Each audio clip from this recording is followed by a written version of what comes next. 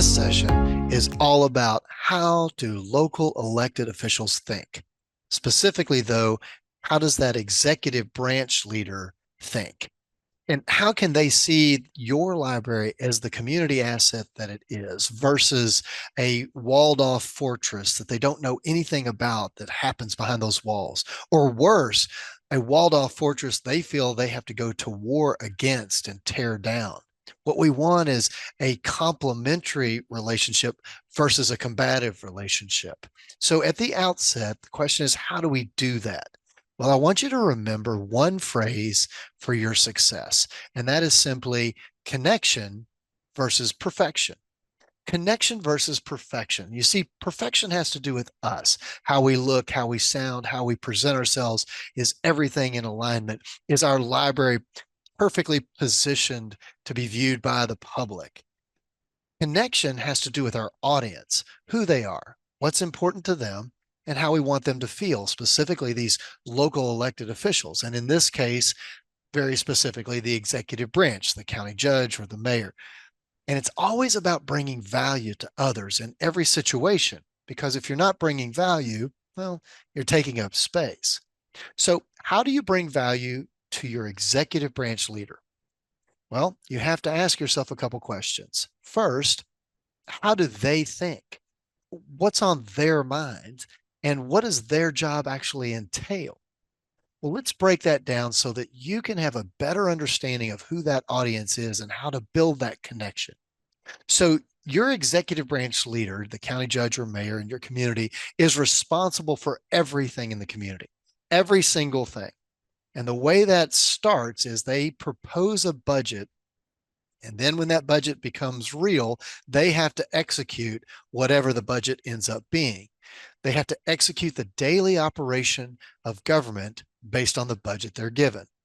Now, that includes things like public safety, which obviously is police and fire.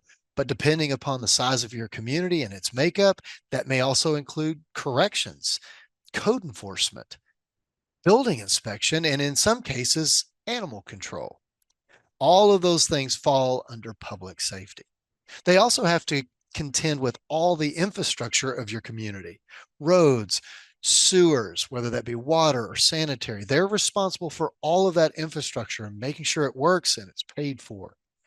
Then there's parks and recreations and all the things that come with parks and rec, from children's activities to sports to pools to dogs to shelters, all of those types of things. So they're responsible for everything, and they represent everyone. Every member of the community rolls up to that one person. So everybody in your community is represented by that county judge or that mayor, depending upon the makeup of your community. They're elected every 4 years. So every 4 years, there is an election process, and you have to understand where they are in that process when you're talking to them. Are they just getting ready to run for office? They have a different mindset when that happens versus did they just win an election, or are they in the middle of their term? Every 4 years they run for office, and you have to know where they are in that cycle as you talk to them. There's great sensitivity needed there. They're also balancing the needs and wants of every individual and every group in the community. Think about that. That's really tough. Everyone is pulling on them and demanding of them to be heard and seen and valued. And there's only so much time and only so much money. So that means it's very hard for them to focus on any one thing at one time. So it's very difficult to focus. It's hard to get their attention, especially when it comes to the library. And in many cases, unless they're retired or they're in a large urban area, they probably have another job outside of the executive branch leader job that they hold. All elected officials share some things in common, whether the executive or legislative branch. But let's think about this through the executive branch. Elections are popularity contests. That's all they are. 51% of the vote gets you elected, which means you don't have to have a resume to get elected. You don't have to have prior experience. That becomes problematic sometimes. I totally recognize that. But they also are in a temp job. they're only going to be there for 2 or 4 years, depending upon the way the community is structured.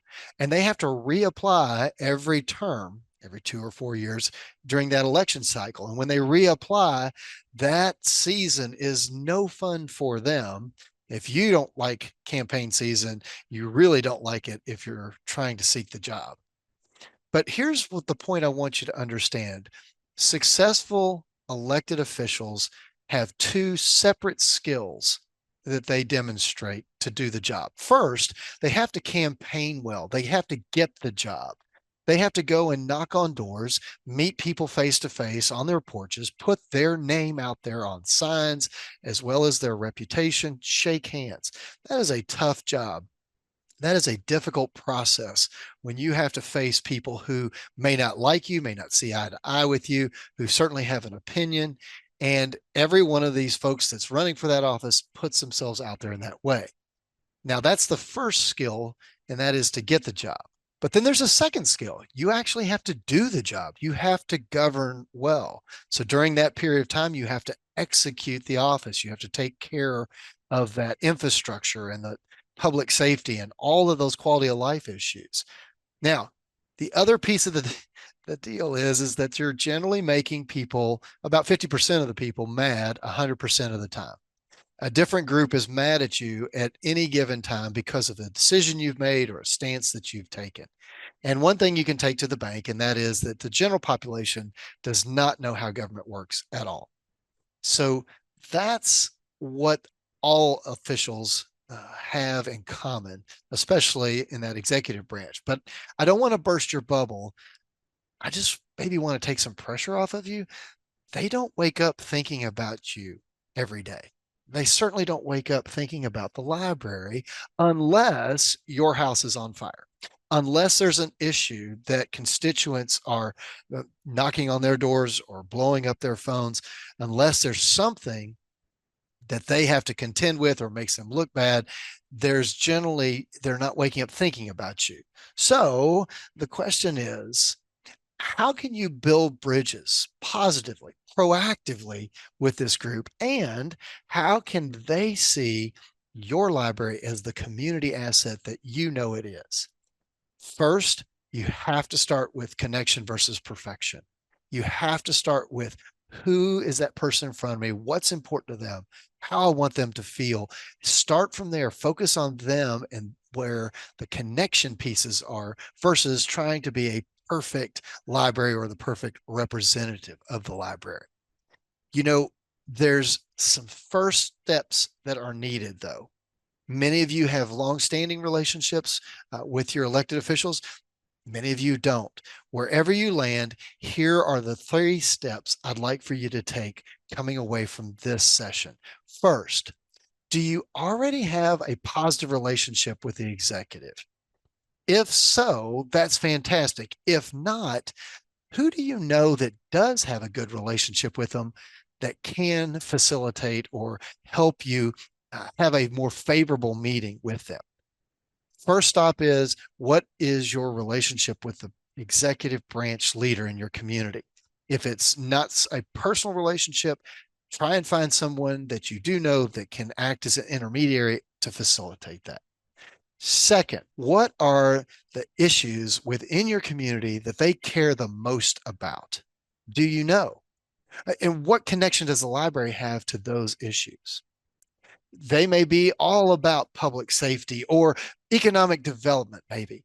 Maybe it's the arts that they care so much about, or infrastructure. That's really their hot button. Maybe it's the environment or quality of life issues. Maybe it's jobs or education. The point simply is they have some issues that they care deeply about. You need to know what those are and start looking for the connection that the library has to those that would make their life better, that would help them accomplish those goals while they're in office. The third step and final step is just to simply ask for a relaxed meeting to understand them and their priorities. And what I mean by relaxed, I want you to always remember this, is that relaxed means spaces. You're looking to have a meeting with them in a place that is not necessarily their office, some place that's more relaxed than that. And it can be at your place. It can be at a coffee shop or a diner, but somewhere where you can have a relaxed conversation. And also, relaxed means your agenda. It needs to be very loose and limited versus very tight and driven. The only agenda item that really matters in this relaxed meeting is what is their top priority? What are they trying to accomplish while in office? So when you ask for that relaxed meeting, you're there to understand them and you're looking for as many connection points as you can at how the library can help them accomplish what they're trying to accomplish. You want them to see you differently, and they will if you proactively take these kinds of steps. So, to help you do that and help you be more effective and give you a track to run on, there's a PDF that accompanies this session called the Roadmap. And it's just simply what we want to do is give you a place to put the name of the elected official, their title, what generation they are, what's the term length, 1 year or 2 years, 4 years, how long have they been in office, just to give you a flavor of who these folks are. And then we've given you some prompting questions that you can start to flesh out who these folks are and what are some of the things that the library has in connection with them that can move their agenda forward as well as your agenda forward. So that's how elected leaders in the executive branch think and how to connect better to them.